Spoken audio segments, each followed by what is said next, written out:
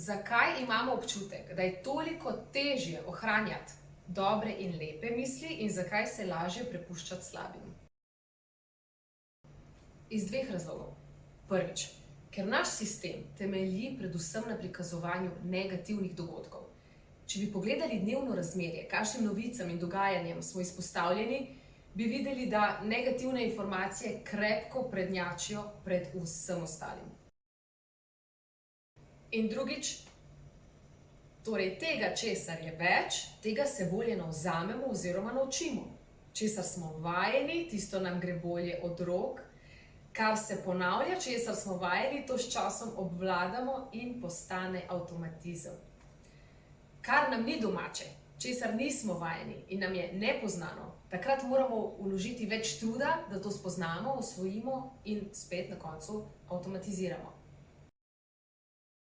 Naprimer, zdaj vam je normalno, da znate hoditi, voziti kolo ali plavati, ker je postalo avtomatično, obvladate. Ko pa bi se danes odločili naučiti voziti rolko, bi se soočili z neznanim in zopet bi morali vložiti ves trud, ki ste ga nekoč, naprimer, v vožnjo s kolesom.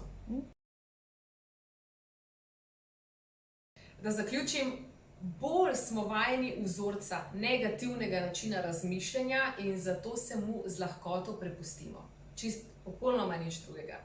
In dobra novica je dejstvo, da je to samo vzorec, tako kot tudi način pozitivnega mišljenja. Samo da imate enega že usvojenega, drugega pa še ne. Res je samo to potrebno, vložiti nekaj truda, vztrajnosti in doslednosti.